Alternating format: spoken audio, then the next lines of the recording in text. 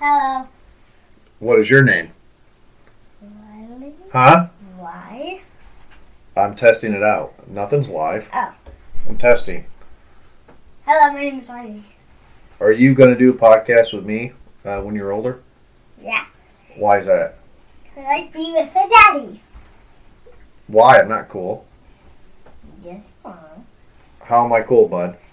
Because you call me to be fun and kind. Yeah? Could you do a show with me?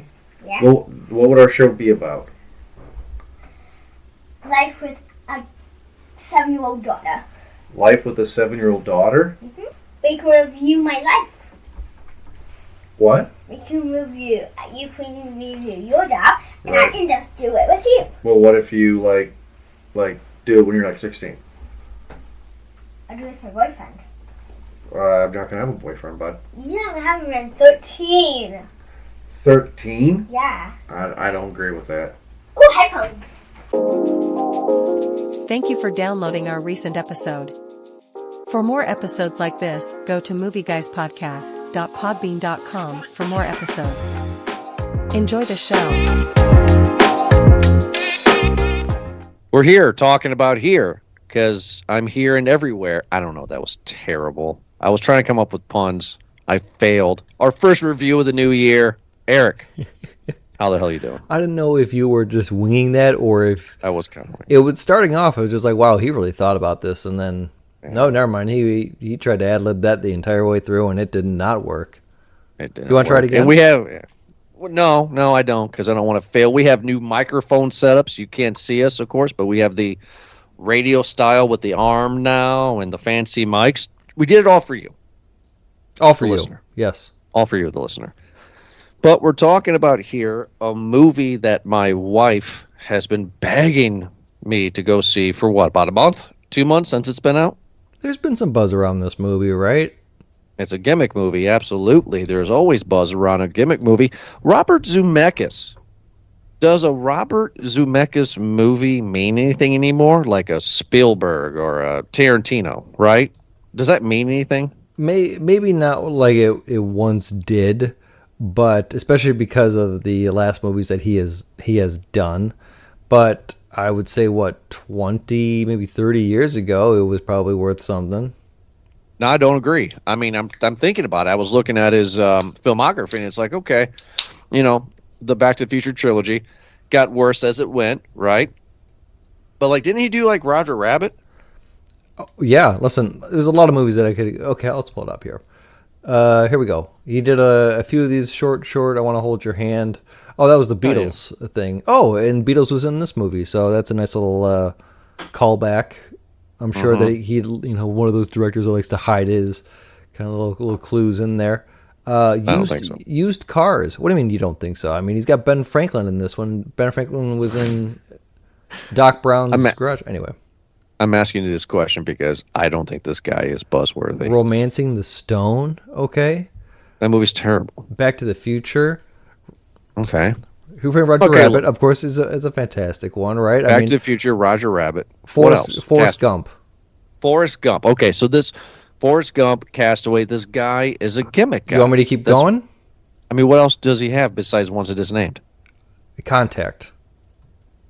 That movie's boring. Castaway. Okay, I said Castaway, okay. Then the weird Uncanny Valley movies, Polar Express, Beowulf, Christmas Carol, which I was not a fan of any of that. Flight.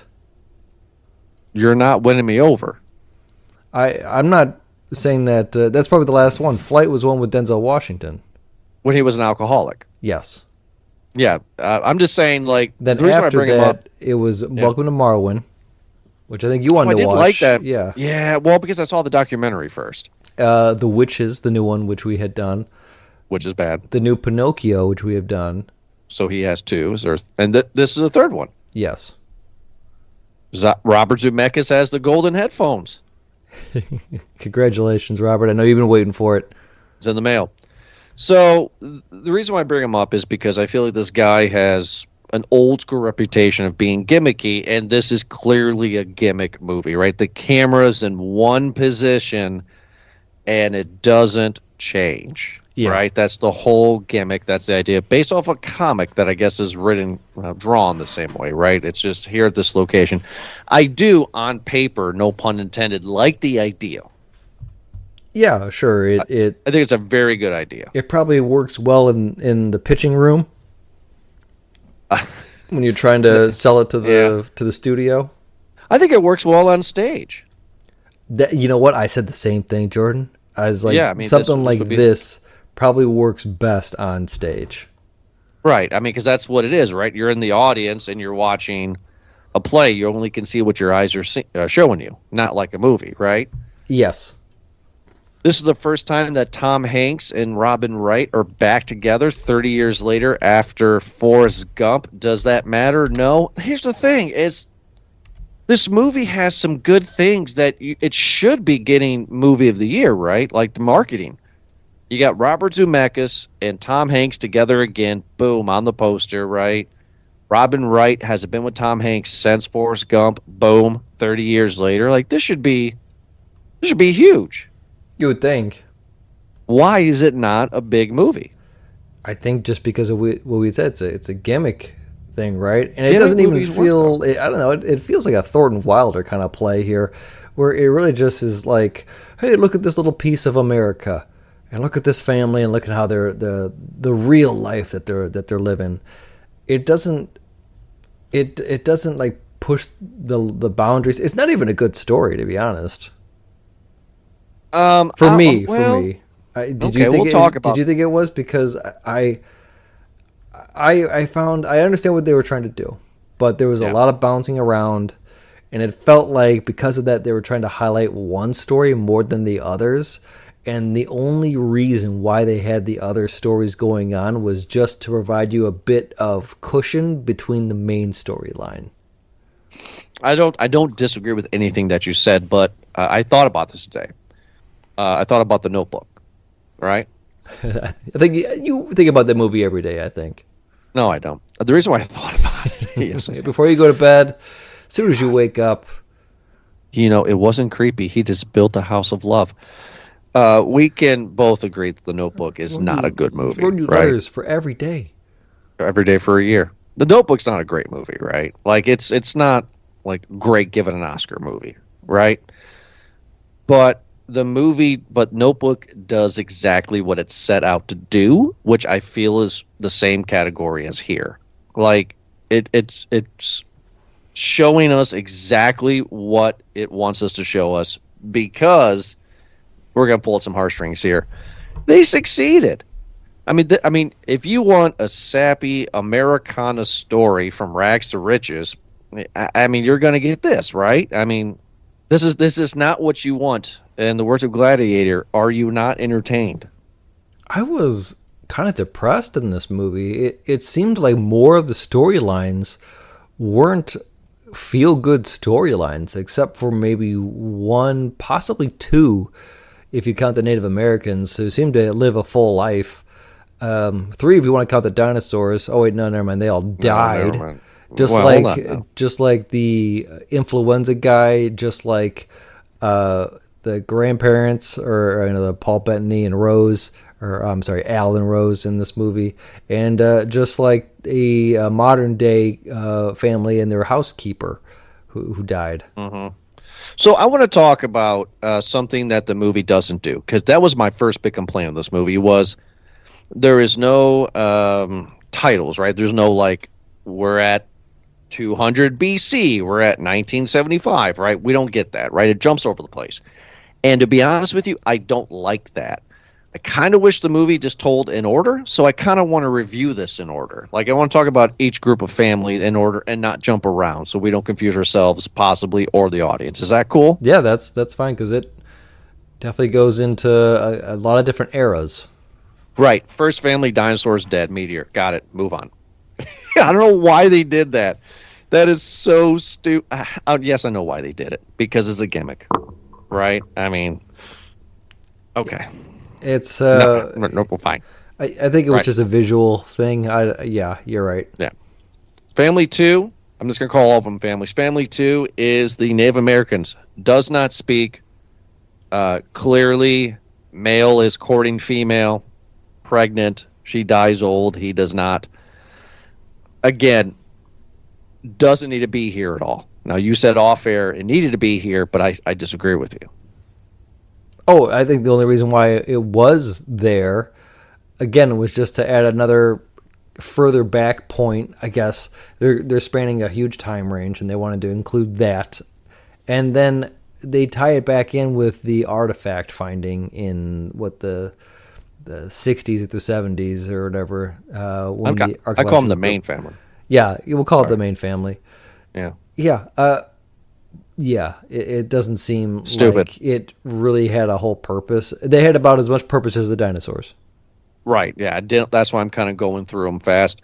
Family 3 is Benjamin Franklin's family. Am I thinking that? Am I right on this? Yeah. Where you're right. the dude that we're following is Ben Franklin's brother? Yes. Right. Because he was complaining that Ben is doing lightning in a kite. What a jerk. Meh. I believe it's his illegitimate son, William Franklin. Oh, I get it. Was that in the movie, or did I not pick up on that? They mentioned it in the movie, the last colonial governor of New Jersey. So is this accurate? I'm assuming it is. Historically, not really, because and that could be said with the not the next family, but the family after that, the Lazy Boy family, because the Lazy Boy was not invented in Pennsylvania at whatever time that was. I think it was invented like in the rear recliners in like the 1700s, and Lazy Boy had patents out from wood chairs that were in like the 1900s. So the movie's not. So the movie's not giving us accurate stuff, right? Okay, so this guy is not the illegitimate brother. You said son, illegitimate son of Ben Franklin. Yes. Right. Okay, so that guy's not it. And then the Lazy Boy people, that's not what it was called and how it was invented. Right. This is just a fantasy. Yes. Okay. So it's just like Forrest Gump. It's a fantasy. Okay, I'm with you. But nothing happens with the Benjamin Franklin people, right? He's just complaining to his wife, and then you have some kids or rapscallions throwing stuff at. I mean, nothing. This is stupid. Well, yeah, I think it's just to Besides kind one of thing. show his history. Like, he's wearing a red coat, and you could tell it's during the time of the Revolution, and with his wacky ideas, that Ben Franklin of him, and it showed them celebrating after with the fireworks and their Independence Day. So, yeah, again, it's just something to call back to. Well, it's to show us because we're going to see this house through the rest of the movie. Yes, it is, Because that's the Ben Franklin house. becomes the permanent backdrop of the movie. Right. So that's why it's important to see that, right? Like, I was paying attention to that once because you know how the movie jumbles back and forth all the time, right? And then I finally clicked my bearings and was like, oh, okay, I understand where I'm going with this. Of course, my eyes were on the actors, but I was also looking at the house in the background to see how that changed. Oh, yeah. You know, like, kind of see how that went. After the Ben Franklin family, we get my favorite family, the Lazy Boy family, which is just a husband and wife, sex pots, just having fun, Hold frolicking. on. Going back, we actually get the first tenants of the house, because it shows the house being built as well, too. They excavate the land and they built the house. And we get John and Pauline, and John is obsessed with aeroplanes. Okay, so I skipped. Okay, so the Lazy Boy family's after. Yes, Okay. they're a very bohemian couple. Okay, so this is the early 1900s then. Yes. Okay. And he's obsessed with planes. He is married. They have a daughter together. The daughter just sees the world in him. Mom's kind of distant, a worried wart, if you will. Yes. Right? Doesn't want to do anything. He's and then scared she gets of the mad. airplanes. Yes. Mm-hmm. And then she gets mad because he takes his daughter in one of those death machines. Yes, that's right.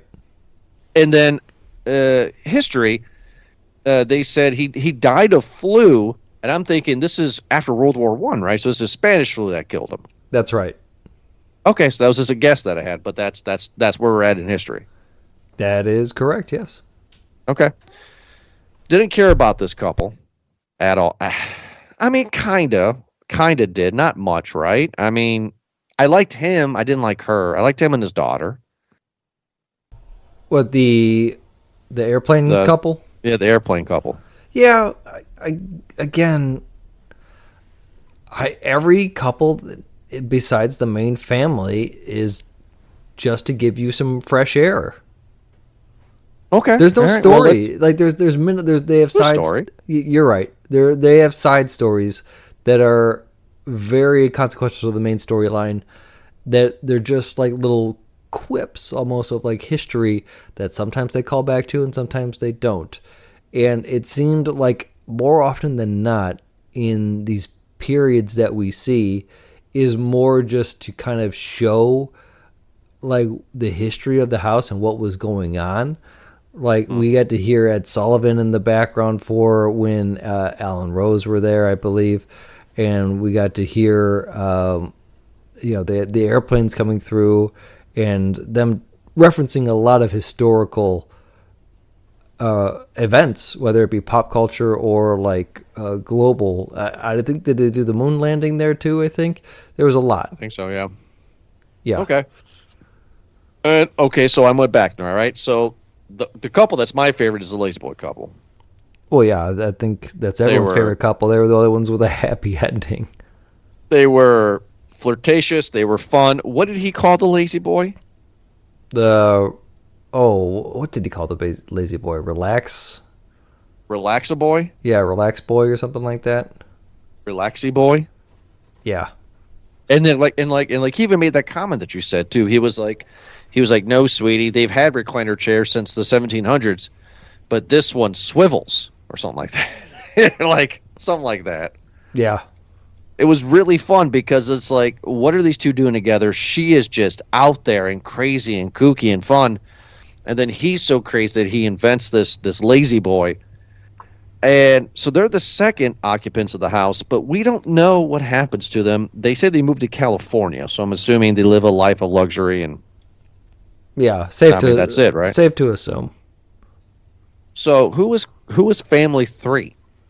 Family 3 was Family 1 is dinosaurs. Dude. In the house itself, in the house were the airplane was John and Pauline. Second was Leo and Stella, the Lazy Boy. Yeah, the Lazy Boy people. And then third was Alan Rose, which they bought the house in 1945 after World War II. Thank you. So this is the main couple. This is the main family. The start of the main family, yes. This is the main family. Typical, right? Soldier comes back from World War II. He couldn't afford the house. Wife was like, "Oh, I really want this," and then the realtor said something about a GI Bill. Now, for the sake of the show, what is a GI Bill? What does that mean? It's basically your service is right. I mean, you're basically can use that to do what, like education? Well, we use it now, or stipend into other goods. So, I thought they got money. Yeah, that's kind of what it is. Right. So it was extra money that they got monthly from the government for serving in World War II. Yes. I wonder if that lasted the rest of their lives. I don't think so. I thought it was until the money ran out, kind of. I don't know. Is that how that was? I'm not too sure. I'm not going to speak on that, but I do know that during that baby boom, that a lot of housing was basically done in that kind of that suburb part where it was just like four walls and a roof, like built like Legos, and it's just like, hey, if you are a service member, you can live in these houses for real cheap. Like government will take care of it. You can do it with your I guess your bond and get it real cheap, or you can use that if you have some more money cashed up. You can use it as a down payment for a bigger house. So I believe they said that for this couple, I think it was $3,500 for that house. Yeah, was it like that? I thought it was like even less than that. I thought it was $3,500. It's just like, ugh. But of course, I didn't get paid a nickel an hour back then either. Yeah, well, crazy. I mean, right? So now we have the main family, and the main family is established, and we get all the stereotypes, right? This is where my arms are folded. We get the dad who comes back from World War II, and he's an alcoholic. He's a drunk. He's right? Yeah, suppressing Which- a lot of those thoughts that I'm sure he's going Right. through. Which I just want to say, because I just said that, is that I'm not knocking that. I'm just saying we've seen so much of this nowadays. I just wish that this movie would tell us a different story. Sure. You know, where it's like I'm tired of the stereotypical World War II vet coming back shell shock. You know what I mean? Yeah, it's such a common story that when it was Right. introduced, any other part of that they would show was expected, I guess, right? Where this Right. dad is kind of just a strict, no nonsense type of guy. He's always drunk. He doesn't really seem to show any outward emotion, including love towards his family. He's always just kind of yelling. He seems to be selfish and absorbed in his own little world, and we could see that for obviously like the discipline of his kids, or when they're growing up, or even during like the wedding when he has the video camera and he has all the lights and he's just ruining the wedding basically, just With to the kind lights. of with the lights. I mean, like this guy is so unlikable, but of course we've seen this actor 100 times, right?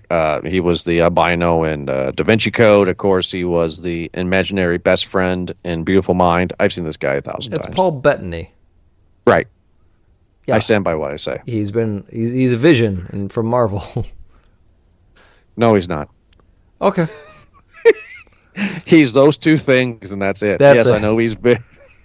My wife was like, "Where do I know this guy from?" I was like, "He was the albino guy in Da Vinci Code." If I say Vision, she wouldn't get it because the makeup. Yeah, she probably knows him from A Knight's Tale. Is he in A Knight's Tale? Yeah. God, two good actors are coming from The Knight's Tale, right? Him and Heathy boy. Exactly. Right. So I can tell where this review is going. That you and I are both having our arms folded, right? I mean, like this is a very stereotypical story, right? Guy comes home from World War II, gets married, buys the house, and starts having a bunch of kids, and all he does is smoke and drink, and just complains about the rat races. It's very generic and boring. Yeah, and you really can see it as he grows up with his kids, Richard, Elizabeth, and Jimmy, where it seems like Richard, the dad, Al, kind of almost imprints himself a bit into these kids. We don't see much of Elizabeth, but we see that Richard grows up, who's played by Tom Hanks, and he gets with Margaret, and they have a kid early, and they depressingly live in this house the rest of their lives, or close to it, which is kind of sad. But it seems like he picks up the same worries that his dad does about money, and it's like, oh, come on, this is not the right time to buy the house, and kind of gives up on his dream. The younger brother Jimmy joins the Navy. We don't know anything after that with Jimmy. Yeah, you're right. Nor do we know that much with Elizabeth either. I think they make mention, but I'm not too sure. Like, it's not important because the rest of the movie is around Richard and Margaret. I disagree about the whole he becomes like his dad as a negative, right? I mean, like those are standard worries, right? Like maybe I'm seeing myself into it, right, a little bit. But it's like, yeah, I mean, like, no, we can't go to Disneyland this year. We can't afford it. We got to put a furnace in. You know what I mean? Like, I get that, that's but life. I can also hear Margaret's complaint where she is complaining because she's just like, well, everyone else can make it work. So if everyone else can make it work, then why can't you? Why can't we make it work? Is it because he's a loser? He's too afraid to take the leap. He's too afraid to No, jump. I mean, like, I'm serious. Like, is he a loser? Is that why? I mean, like he wants to be a painter, and he's a very good painter, right? But then he comes back, and I kind of chuckled because of his profession. It's the same as my profession. He's like, you're looking at the top life salesman or whatever he says in the area, right? He's now a life salesman, I think that he's just life so insurance salesman. I think he's just so beaten down because he was a painter, he was an artist, and he gave up on that Right. dream. And so now there's no big leap. There's no drive anymore. It's all logic and common sense. Where it's just like, oh no, that doesn't make any sense. We can't do that. The market is wrong time to buy the house. Where Margaret is essentially just going insane because, and I don't blame her. I'm for the most part in this movie, I'm siding with her because, yeah, listen, you get pregnant early. She wanted to be a lawyer. She did want to be a lawyer. But she had to give that up, and she gives it up to go live in this house with this family. Egg on her face. I guess at the same part, anything that she wants to do is quickly dismissed, and it's just like, no, it's the wrong time. She's like, come on, like, well, then I'll get another job. I'll do something to make it work. And Tom Hanks is just very aggressive and defensive with it, and it's just like I could never live with my parents and expect to be like, oh, wow, we got a good life here. This is it. It's like, no, I would have to get out, even if it was just an apartment or something, man. Like, I could not stay in that house. No, you have to get out, but Jenny was a B in Forrest Gump, and she's a B now. Like, I don't see her side in all this, to be quite honest with you. I'm not doing this for the sake of the show. I think she's terrible. I mean, yes, he grows up and he has worries, and he lets go of his fantasy of becoming a painter, and he has to do something because he has responsibilities as a husband and as a father, right? I mean, she knows who that's she married. his choice. That's yeah, his. but you and I have had this conversation 1,000 times before. Like, if somebody does meth and you marry him, can't be mad if they do meth, right, bud? I mean, like, well, wait a minute, because that's a pretty poor analogy. Because when she married him, he was doing art. He was painting pictures of her pregnant. Yeah, but and then she stopped, and then he stopped rather than that. So your analogy, it's just like, oh, well, I married a meth head and then he stopped doing meth. It's like, what? So that's... Okay, how about this? I'll say it cleaner, okay? I felt that the way her character was a very strong character, so I cannot see her just sitting around cooking, doing dishes, and, helping the kids out, right? I saw her as a very strong woman, so for her to be so subservient to Tom Hanks and just be like, okay, whatever you want. I mean, like, all this is just, it's her fault. Her, in my opinion, her torment is her fault because she didn't know who she married, essentially. I think also it shows the sign of the times, because in that life, she's resistant to a lot of what maybe would make sense in a financial standpoint, right? Sure. Where she says, all right, even though we're in this house either rent-free or little rent, and we're able to, there's enough room for us and the kids to live comfortably. And it sucks that we have to share a space with Al and Rose, but yeah, she wants to make it her own. She's never had her own space. She's moved in to someone else's house, and not even a house that her and Richard can have their own space. They're in Al and Rose's house. Now, to go off of that, Al and Rose, they came from a different time. They're baby boomers, right? They came from the after World War II, and that was a part. And I feel bad for Rose because she is the submissive one. Anything that Al says goes. She is just kind of, oh, okay, well, we'll go ahead and do that. She's your typical, 50s house mom with, yeah, exactly, with heels and pearls, or high heels and pearls, and just doing that whole stereotype over again. There was even a moment then where she was talking to Margaret, I believe, and she admits that she had dreams as well, but she gave up on it because that's what she knew for her place to be at that time was taking care of the kids at home and making sure the husband's happy, even though he's a crap salesman who is depressed about his job. But see, that's where I think that the movie knows what it's doing, right? That's where the Notebook analogy that I said earlier comes into play, though. It's like the movie knows what it's doing. How many times, how many Americans can you talk to that would say the same story, right? Oh, I had dreams of becoming a blah, blah, blah. But then I got married and I had kids and now I'm a blah, blah, blah, right? This is 9 out of 10 people, right? I mean, that's common for everyone that is related. Right. But, I had dreams too. I wanted to become a rock star. Oh, right. I can't believe I didn't even try at it. And it's like, well, yeah, everyone wants the big, success and fame, but there are avenues that you take is just like, all right, well, this is easier, I guess. I don't have it laid out for me. I don't have the lotto ticket. I guess what I'm getting at is that these dreams that these women have are not rock star dreams. These dreams are just something simple, right? I mean, for Tom Hanks, for Robin Wright to become a lawyer, right? But then, her daughter fulfills that dream. Yeah. So that is not a terrible thing, but I actually did like Tom Hanks and Robin Wright. Again, just like Forrest Gump, they're very good. Their chemistry is great. And I like the relationship. I feel that their struggle is very common, stereotypical, and real, because that's what people go through. Yes. So I grant them that. I don't like their kids. And I don't know. Al is just he's depressing, man. I'm sure that Al reminds a lot of people of their grandparents.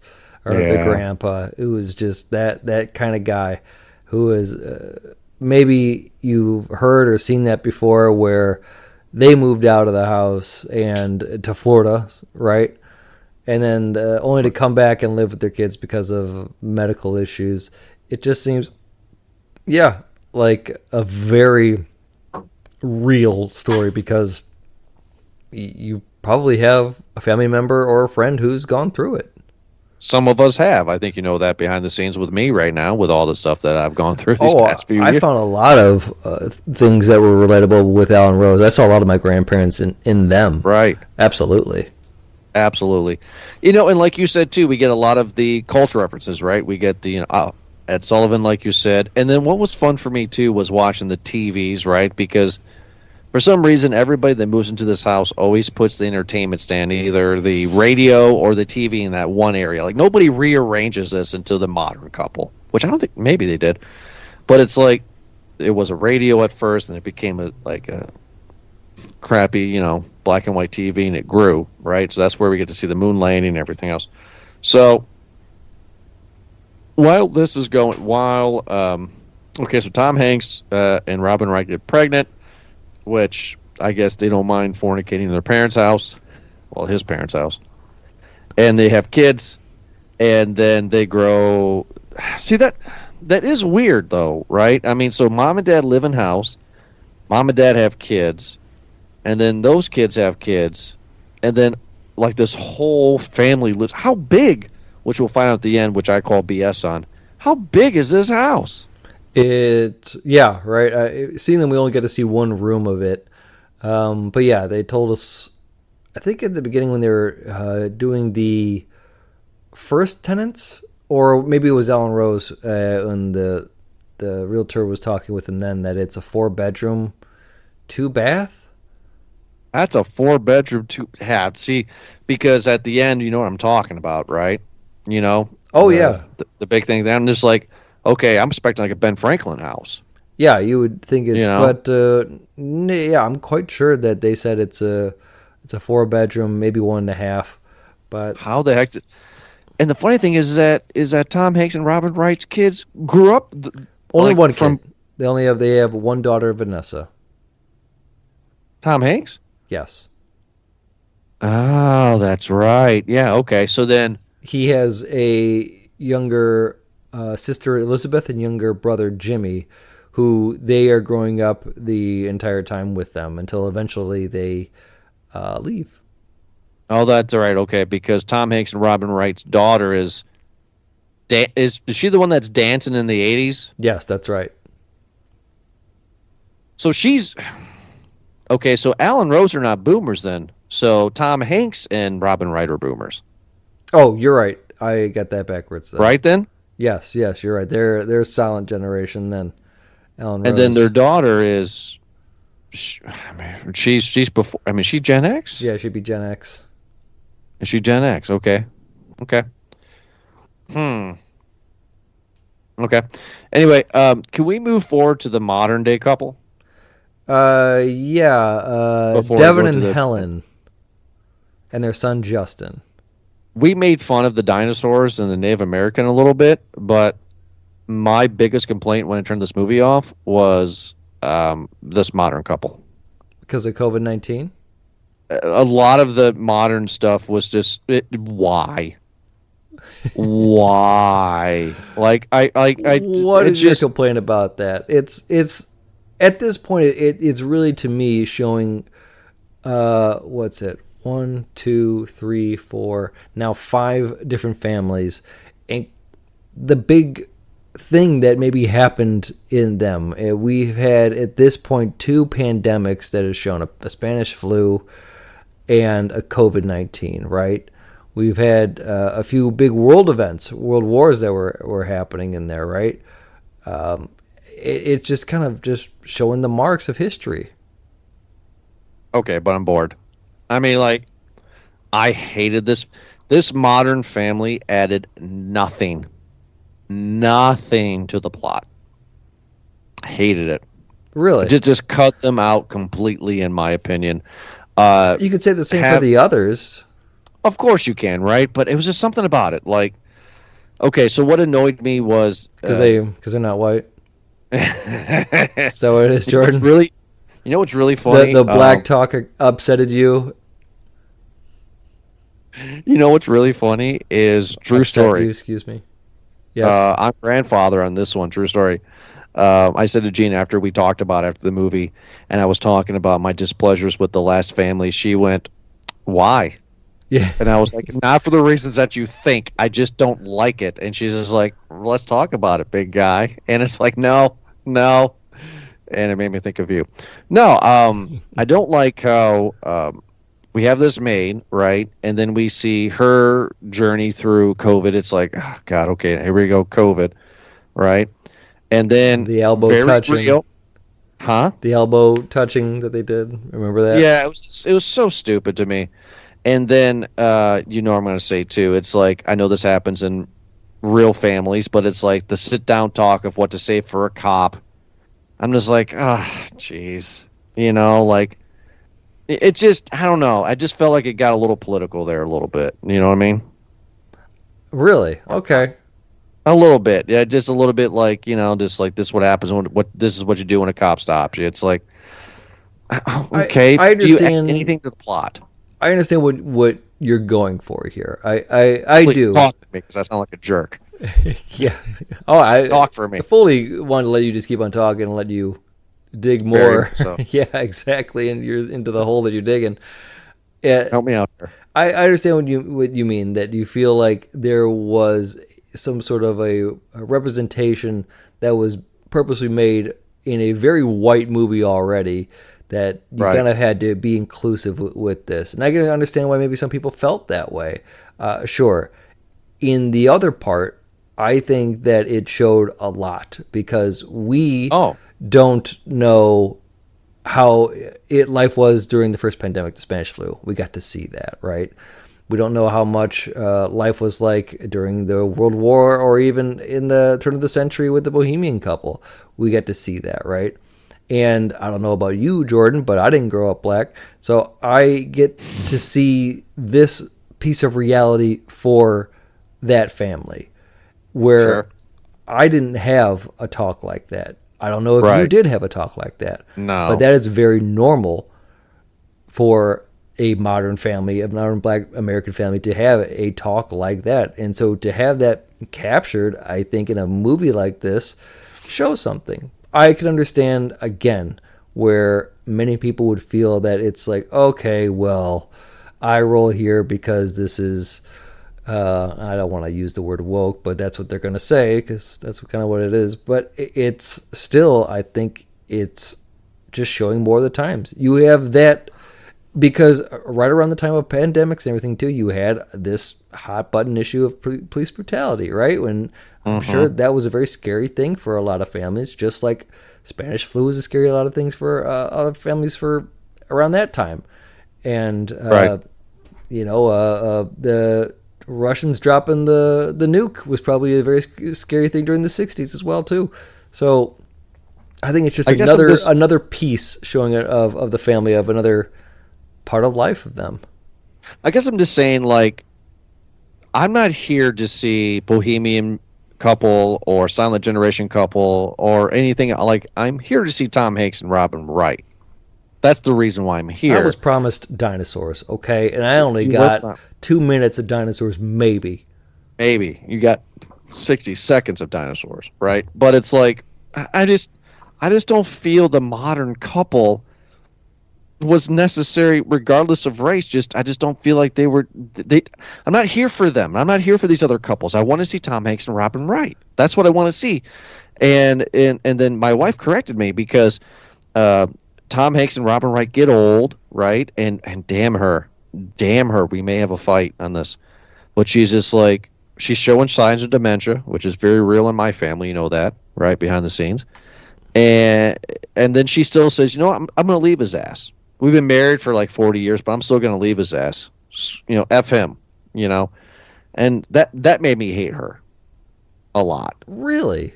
That made me hate her because it's just like, I don't know, like, I kind of felt like he was trying. I think he was trying to make her happy. He was so relieved when his parents are moving to Florida, and he thought that he gave her what she wanted, which was... Oh, no. I heard but that was not what she wanted. I heard that a whole different way. Okay. I felt like that was just him being completely naive, and I think he knew because that's why he didn't tell her immediately. She's always wanted a new house. She's always wanted something that was their own, and I absolutely understood that. So for that point to happen where Alan Rose give their house to them, it felt like the curse just kept on going. And I felt, the curse. yeah, that she's stuck in this prison of a house, and that she wants to get out, and maybe there's a little bit of hope. Oh, that's nice of him, of my husband. He drew blueprints and a markup of what a house could be. Like, oh, this is what we're gonna do, and it's so nice to fantasize about this. But then that snap back to reality, right? Where Alan Rose are like, hey, we're gonna give you this house, and it's yours to live forever. All this is what you wanted, and she's just like, no, I don't. This isn't my house. This is your house. I don't think Tom Hanks wanted it either, though. He didn't seem like he was really that. He wasn't like, "Oh, you're gonna give me the house, Dad? Gee, golly, gosh!" You know, he didn't. He wasn't like that. I think Richard or Tom Hanks just regresses back into like this safety, where he knows that any sort of risk is making you vulnerable to lose, and he doesn't want to take the risk because he's fearful of failing. Because he failed maybe as his other dreams did. We don't know that, though. It's what I'm taking from the film. Gotcha. And it's one of those where I'm quite sure that he knew that he was dragging Margaret down with him. But to leave him, though? Yeah, she got out of the house. That was her only way to get out of the house, is that she leaves this guy and gets an apartment downtown close to work. That's what she said. And she goes to Paris. Finally, she goes to Paris with her daughter Vanessa, who apparently has remarried. Or I'm sorry, who has married some other guy, and she's living this life that she wanted to, albeit late in her own life. But she wanted to see the world. She wanted to go to Paris. She wanted to do all these sort of things, and she's able to do that without Richard. And I think that he, after hearing that update, was just like, oh man, I realized that I screwed up and that I have been living this life that I thought was the best for my family, but in fact it was just not good for me and not good for her. And yeah, I think he realized it all too late. Yeah, because she leaves, which, I mean, that's... How about this? Her leaving is not me mad at the movie, I guess. It's just her leaving is just, it's just like, nah, for me. She lives her life. He grows old. I'm not going to get too personal on that. He gets old. And then I guess this is where the modern couple comes to play, right? Because he sells it to the modern couple. What are you giggling at? Have you dated a few Margarets before, Jordan? Is that what's going on? You're holding me back, Jordan. I want to go see I want to see the world. Maybe I'm married to one. Oh, so on your thing about the modern couple, and I do Yeah. appreciate this because in Alan Rose, they talked about the price of the house. Yeah. They talk about talk about it again in the modern era when Ridiculous. when Devin and Helen are selling their house. So they have done it, I think, 2, maybe 3 times in this movie, which is another great little one-liner to throw in there about the price of the house and how that has grown and affected it, because it was at one point bought for, let's say, $3,000 in the 1940s or 50s or whenever they bought it, and now it's being sold for close to $1 million in the modern era. Which is, so this isn't a bad thing though, right? Because if she would have stayed with them, they would have sold the house for $1 million, and they could have gone to Paris. Patience. Yeah, he decided to sell the house after his dad died. Yeah, so his dad, so his mom died, right? Who fell decorating a Christmas tree. She had a stroke. Yeah. So then she was a glorified vegetable for the rest of her life, and then he took his vegetable wife to Florida, which we knew that wasn't going to be a disaster, right? And he comes back, and he's just going to sleep on the couch, which again is she passed in Florida, and then he fell and broke a hip. Right, he fell and broke a hip, but this is my problem though, is that why have him on the couch if this is a 4-bedroom house like you are establishing, right? Put him in a room. Nobody else lives there. There's no room down in the basement. There's 4 bedrooms upstairs, and he can't go up the stairs because he's got a bad hip. Pick him up. I don't know. Don't they have those lift things for old people? We can't afford that right now, Jordan. The interest rate it's is $1 million too high. house. They can afford it, Eric. Anyway, they didn't. Sorry. Yeah, because they bought it when it was $1 million. Yeah. So, and they've been talking about it the entire movie about how Al or Richard, actually both, have taken out mortgages, second, third mortgages on this house as well too. Right, just to live. Yeah, just to live. Yeah, just for regular. For college, for Vanessa's college. Yeah, just to live. Yeah. So, Dad dies. Right, this is obvious. Right, Dad dies. Yes. And then, Yes. And then she leaves.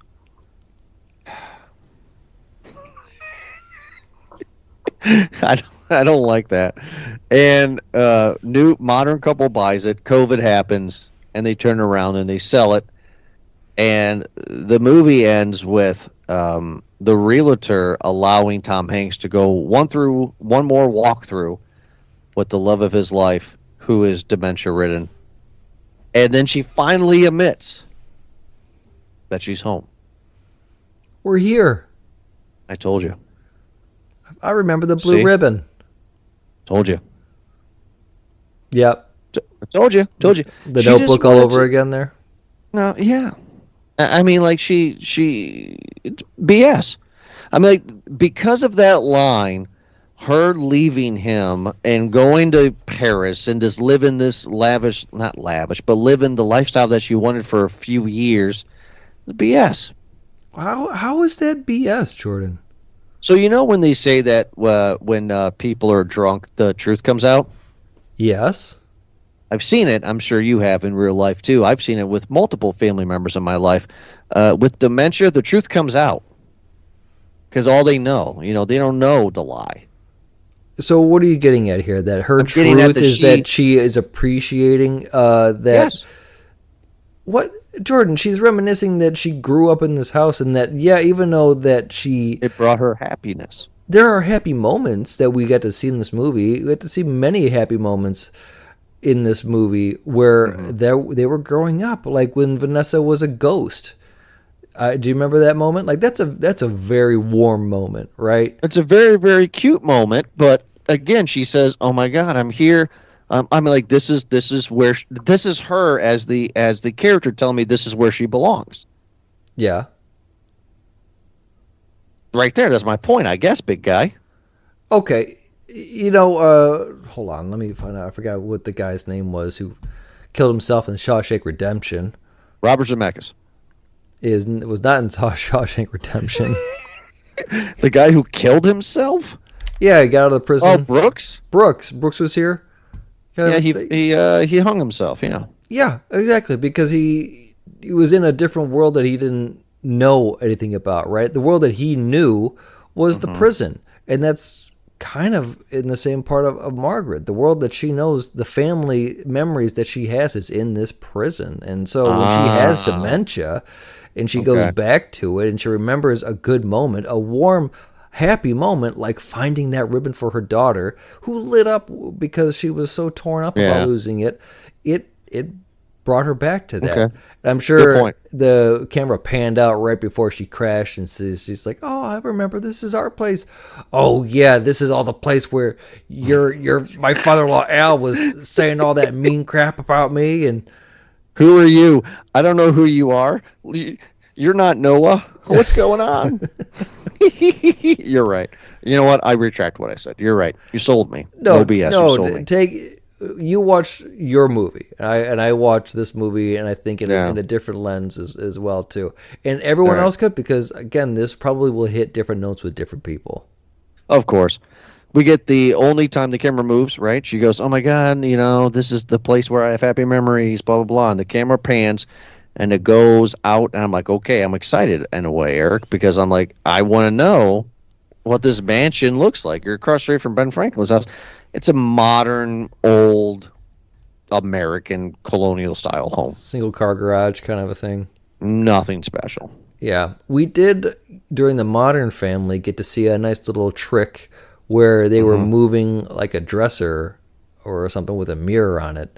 And they got to put that in front of the camera. We got to see that the living room that is the movie extends into a dining room and then meets into the kitchen, which I would assume then has a back door to the backyard. Very typical house. Hopefully not a typical review. Eric, what is your popcorn rating for here? Oh boy. I might have to pull up the Go ahead. The thing. Go ahead. Go. Okay, the rating system. That's what I was trying to get at here. The rating system here is, let's see, a large bag is, almost perfect, or everything's good, not perfect. Characters are great. Story keeps your attention. Okay, pass. It's not a large bag. Let's see, medium bag. It does not mean it's a bad movie. It simply means it's just not perfect. Minor issues. Sure. Small bag. Many issues with this film. I think it's a small bag. Not really that enjoyable and a task to watch. Oh man, I might have to put it at a small bag, just because I feel that whatever the movie was going for, the gimmick that it was good for, I don't know, 20 minutes or so, and then it was just kind of like, okay, what is going on here? What else can be said? I appreciate the moments that it showed of the family. I get that.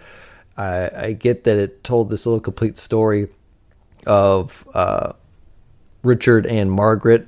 This movie is an hour 44 minutes, and I feel that this movie probably would have played better as a short film, almost like a student film with the same concept of just this one main family storyline. That probably would have been better. So making it, instead of an hour 40 minutes, making it like a 20-minute movie of just the main family would have overall, I think, stuck with me a bit more. But everything else in between was just not, I don't know. I think this movie is going to be forgettable in everything that's involved in it, except for that movie where it's just the one camera, right? So, yeah, I'll stick with the small bag. Like, yeah, I'm not gonna say that there was a huge bag full of issues here. I just felt like it just wasn't. This wasn't all that it was cracked up to be. I think the biggest selling point was that it was the return of Tom Hanks and Robin Wright, and it was another Zemeckis movie. But I'm not gonna watch this movie again. I don't think a lot of people are gonna watch this movie again. It's not a feel-good movie. There's a lot of death in this movie, and there's a lot of down parts in it. But yeah,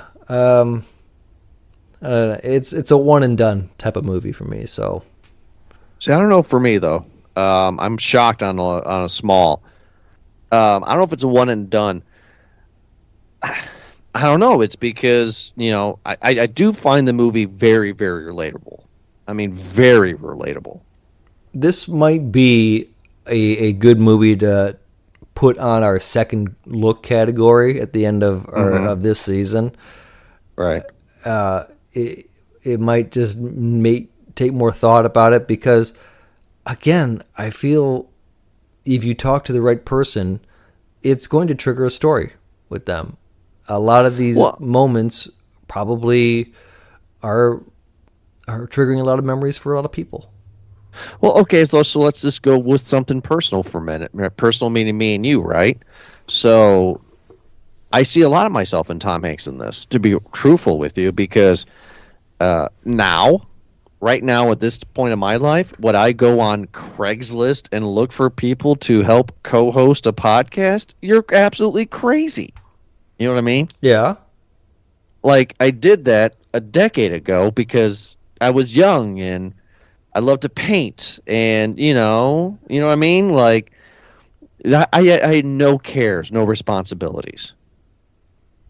Okay. None. Okay. Right. So what we're seeing in film with Tom Hanks is the extreme of that, right? Because of course you take your family on vacations, of course you do these things, but we never saw what happened outside the house. We only saw what happened in the room, so we never knew all of their conversations. We never know if they went to Disney, as an example.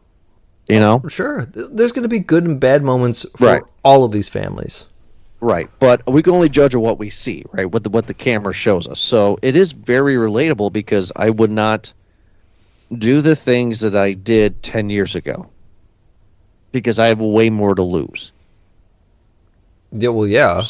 So that's why I see myself in Tom Hanks, because I don't think that he's a coward. I just think that he realizes, hey, we have a good thing here. We have a decent house. Yes, I want to move on my own. I definitely want my own place. I want to be that with you, but we got all these responsibilities, and you kind of fell in love with a painter. So, egg on your face. I gotta ask though. Here's a guy who's just like, okay, I gotta get a job to support my family and do Right. that type of thing. It's like, all right, well, what are you paying for then, bud? You are living in your parents' house. We don't know. See, that's the fun thing, is that we don't know what the story is. We don't know if mom and dad off camera somewhere was like, hey, big guy, you got to pay us rent. I don't know, but I'm saying it's very relatable. I can, like, it made me think about, maybe I'm being too cautious. Like, I'm afraid of flying. I was never afraid of flying, right? And now it's like, get me on a plane. You can't pay me to get on a plane. So what I'm saying is, like, this movie made me realize, life is short, of course, and don't sweat the small stuff. The plane goes down, have a beer, and see you later, big guy. I mean, really. I mean, Yeah. what else can you do? Because you can fill in a lot of those blanks with an optimistic Right. or a pessimistic story or any sort of thing like that. I understand that completely. Right. So, So, however you want it to be. You give it a small, I give it a medium. I did enjoy for what it was, like how I enjoyed Mean Girls. We talked about that recently, off air, or like Notebook, like we said tonight, right? Movies that are not necessarily great, that are Academy Award-winning movies, but they do exactly what they're made to do. You know what the other part of it is, to cut you off, I felt like Zemeckis was really just trying to do his hardest to make it seem like, I don't know, his movies of before. There was a hummingbird in this movie. Do you remember the hummingbird? Yeah, there's a few times. Why? I really compared that hummingbird to the feather in Forrest Gump. Oh, is that what it is? Because it makes no sense. Yeah, because we got to see the hummingbird post Ice Age, I think, right? When the area was getting green Right. and lush, and maybe one with the Native Americans, and then again as it was panning out when old Richard and Margaret were in the house talking about we're here, and yeah, and then the soft piano starts to play.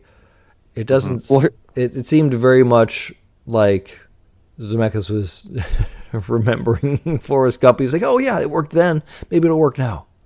Well, that's my question, I guess, before in the show was that did it work then? I mean, like Forrest Gump has not grown to be renowned as this great film, right? I mean, like people don't put it I at the think top, Zemeckis is probably going to be Back to the Future. right? But what I'm saying is that Forrest Gump does what Forrest Gump is set out to do: pull at your heartstrings and give you nostalgia. That's exactly what this movie does. This movie is Gen Z's Gump. You know what I'm trying to say? Like it's yes and no. It does exactly those things. Here's the thing: is that Forrest Gump does a lot of things similar to this movie. It shows a lot of the history of the eras of the decades Right. in American history and culture that they're going on, whether it be in pop culture, whether it be in race, whether it be in politics, whether it be in kind of global events, right? It shows a lot of that in Forrest Gump. And I think this movie here does the same thing, where it's trying to show a lot of that, the same events that are similar. The difference between these two movies is that Forrest Gump has a central character, Forrest, and it shows that he's going on this incredibly wacky journey. I mean, right, he's starting off from Greenbow, Alabama, and this guy has gone all over the world. He's become a millionaire. Yeah, didn't even know it. He is huge. And I invested in some fruit company. he's met presidents, right? He's he's met celebrities, right? He talked to John Lennon. He gave him inspiration for Imagine. Remember on Captain Kangaroo or whatever that. Whereas this movie just does not any of that. It just shows all these fragments of a family, of a story, and it doesn't stick as much as maybe No, it doesn't. Maybe Zemeckis had wanted it to. No, it doesn't. I mean, this is a gimmick movie. I did enjoy for what it was. I don't think it's great. I don't think it's a medium. I'm sorry. I don't think it's a large. I apologize. But I also don't think it's a small. Like I think it's a very easy. You know what? I will end the show on this. You know what this movie's good for? What's that? And my wife agrees with me. This is a movie where you watch it at our age group now, right? And then you go to your boomer parents and be like, "Hey, Mom, hey, Dad, I got a movie for you guys to watch. Let's watch this together." That's exactly what this movie's for. Oh yeah, this is a movie you watch with mom and dad and Yeah, Thanksgiving. 100%. No, actually, 100%. Yes, this is exactly what. I mean, like, I have never seen a movie with my mom at all in my entire life. This would be a movie that I would show her. Yeah, and I feel like that's another thing that Zemeckis is usually good for, is throwing out a family movie. And by the way, yeah, released November 1st, so a little bit before Perfect. Thanksgiving time, right there. The movie budget was around $45 million. It has not even done half that so far. Not too bad though. $45 million for this? Well, okay, the camera doesn't. Well, there's edits, but Yeah, I feel like a lot of that was CGI and Tom Hanks' salary. yeah, probably that too. Probably 20 million of that.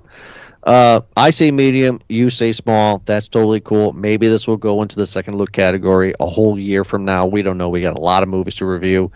But yeah, I mean, like this movie, Eric, I hate to say it, this is a great Sunday morning movie, right? It's well acted. I did can't something complain there. about anybody acting in this movie. They all did a fantastic job in Right. what they were supposed to do. Right. So I give it a medium, you give it a small. That is our review for here. Everybody who is listening, make sure to check us out at movieguyspodcast.podbean.com or, of course, wherever you get your podcast from. Eric tells me Spotify is a good place to download our stuff. Wherever you can get it. Obviously, you want to go to Podbean, you want to go to Apple Music, Amazon, or I'm confused. It's like it used to be iTunes, and now it's just it's Apple Music, Apple Podcast. It's weird. yeah, they got to separate it. iTunes for the Gotta music, separate. podcast for the podcast. I know, right? So wherever you get your podcast from, we are on. Eric, thanks so much for joining me, and we'll be back next Thursday for another awesome episode. Have a good night.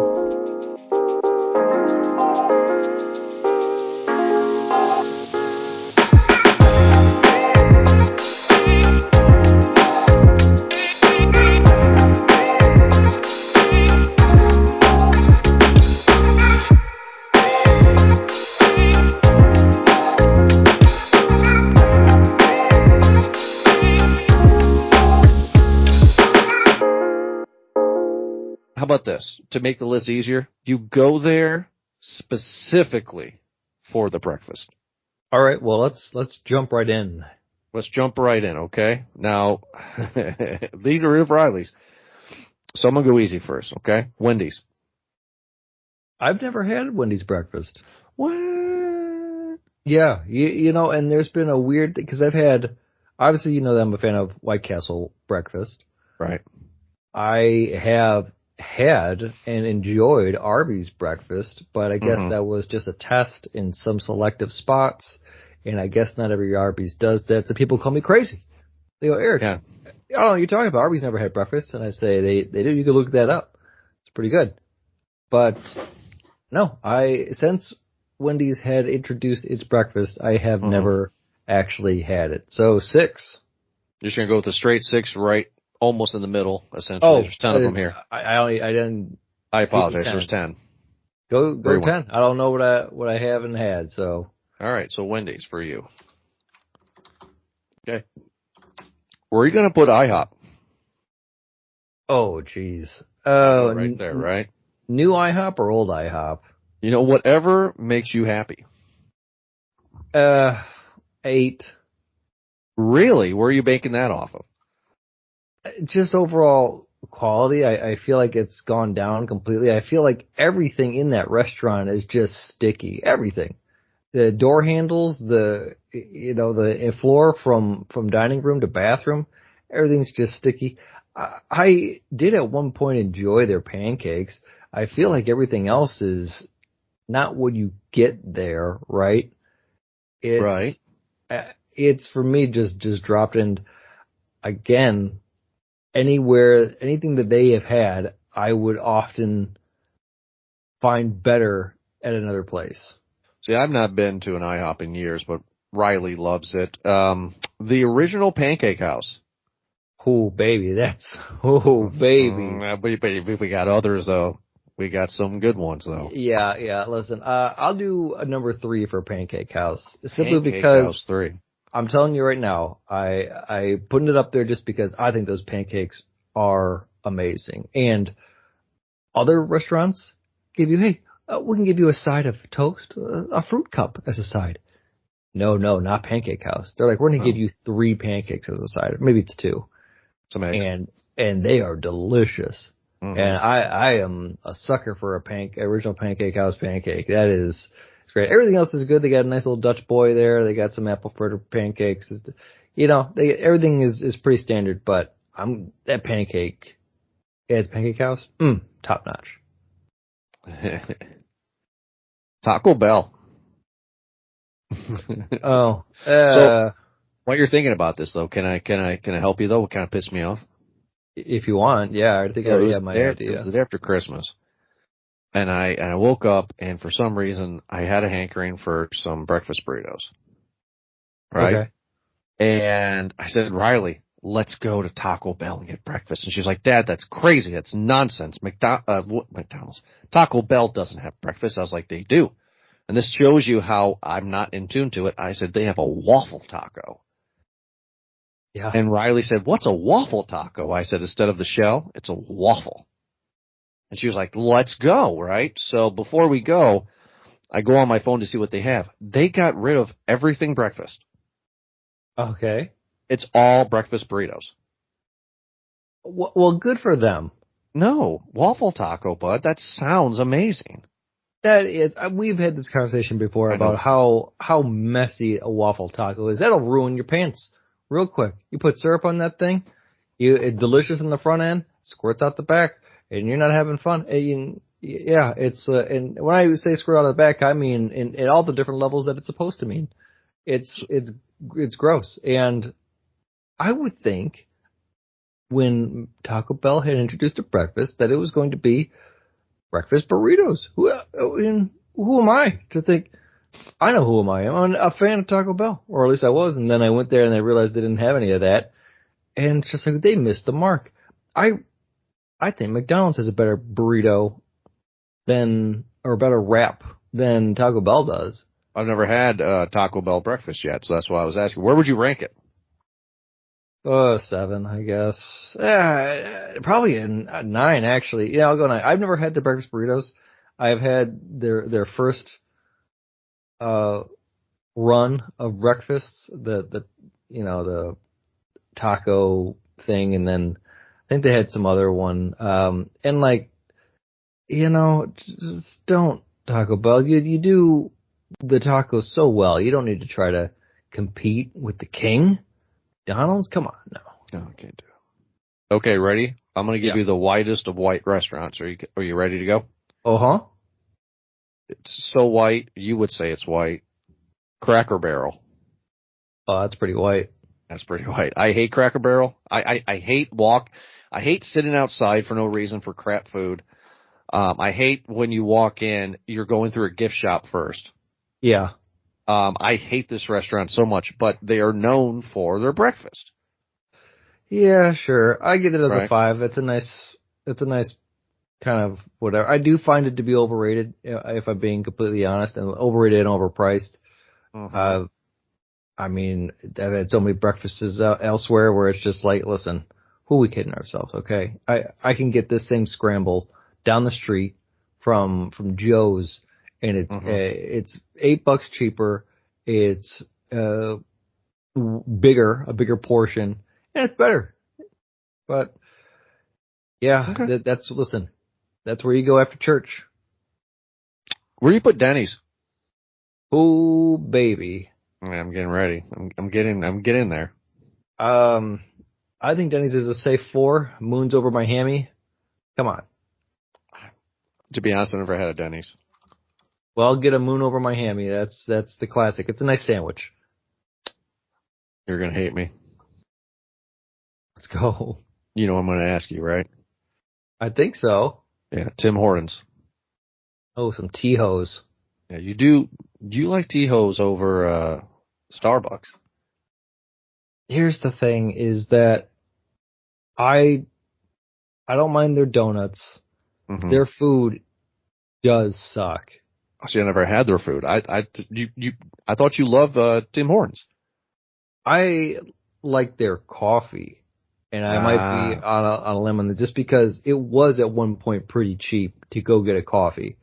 Like it was under like $2 to get like a large coffee. It might still be, and I just was just a good way to get some good dirt coffee real quick, and it would spike wake you up. I always liked it, but that's kind of it. Listen, if some Timbits are out in the open, I'm gonna grab it. That's for sure. Of course. But if we're going on breakfast foods, Mm-hmm. it's garbage, and I'll put that as a 7. 7, okay. Tim Hortons is 7.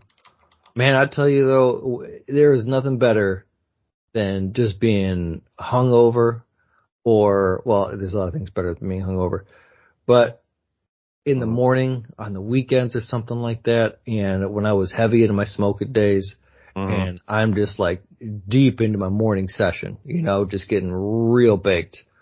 And I'd go to Tim Hortons and get me a nice large coffee, and boy, would that just even you out, right? It would just, you got the upper mixed with the downer, and it's just, mwah, oh man, it's start your Saturday off right. But that's a once upon a time. Where do you put McDonald's? That's the king. I mean, Right there. is that number 1? Because I'm telling you what, nothing in the world for breakfast beats a sausage egg McMuffin with McDonald's coffee. I'm not a fan of McDonald's coffee. So I will admit this, because when I used to live in the house before this, if you went like a half mile down the road, there was McDonald's on one side and a Tim Hortons on the other side. And I would go to McDonald's, get the food, no coffee please, orange juice or something, and then I'd go over to Tim Hortons and get the coffee. And I had the best of both worlds. But Yeah. listen, that food at McDonald's, it's the only reason why I still go to McDonald's, is for that breakfast. Hash browns, fantastic. I love me a McGriddle. That's a guilty pleasure right there too. I've already established that I like those sausage wraps. Those things are bomb with the spicy picante. It's the number God. 1, baby. They're No, it number has to be, right? I mean, just the commercials alone from the 80s and 90s is amazing. And nothing beats a McDonald's breakfast smell. I would argue unpopular that McDonald's would just stop selling burgers and be just a breakfast place. Yeah, I think they did a good decision when they decided to do 24-hour breakfast. Yeah, but then it stopped because COVID happened. So what happened was they did 24-hour breakfast, and then COVID happened, and they stopped because we were not allowed to enjoy it. Anyway, number 2 and number 6. Eric, where are you going to put Waffle House? Be careful, though. You got one more after this. Never been to Waffle House. I'll put it at 6 because I don't want to get shot.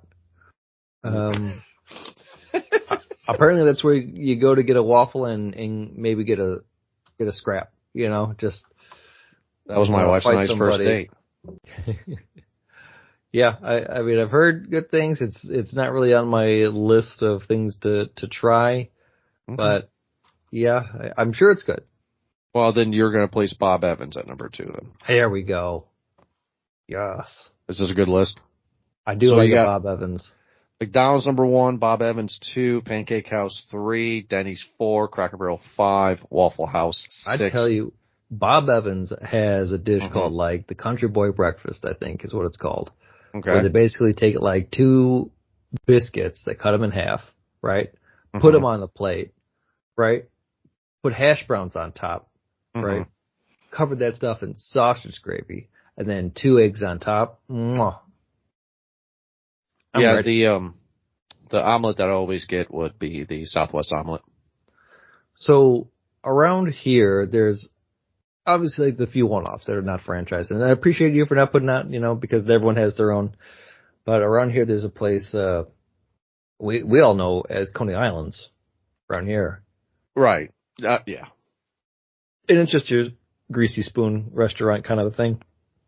If you go to one Coney Island, you've been them all.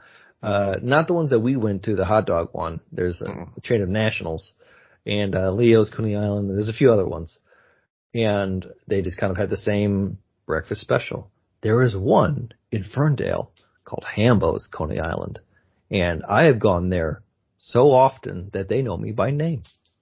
Eric, why, you know, every time I come up there, why don't you take me on a food tour, bud? Just nothing. Because you would have to stay a week to get like half of the tour, bud. Don't threaten me with a good time. I love kicking your ass in golf for a week. Hey, well, I don't mind doing that either. Pick up a lesson here. But this place has a thing called the Breakfast Club. And I would, for years, Jordan, go there every Friday, and I would get one Breakfast Club, and I'd get a large coffee, black. What is a Breakfast Club? A Breakfast Club is, we're all aware of a club sandwich? Mm-hmm. Picture that, but breakfastified. Stop it. So, you got your toast in the bottom. You got a layer of cheesy hash browns on it, right? It has to be cheesy, yeah. Yep. Some lettuce, another slice of bread. You got then the egg on there, another slice of bread, I think, lettuce, and then bacon or sausage on top of that with another layer of bread on top of that. And it's a big old carb heavy breakfast there. But anyway, I call up every Friday and I'd say, hey, and they knew me because I ordered a black coffee. I was Black Eric. Nice. Yeah. So I just called him like, hey, great. it's Black Eric. No, this is when you should, never mind. I was going to have a racist joke. No, it's okay. I'm not going to put this part in. You should have said, no, it's Jew Eric. Funny you bring that up. What, because Jew? At that same restaurant, okay, I had taken a friend there. I took some time off of a day or whatever to say, hey, we got to go to this place.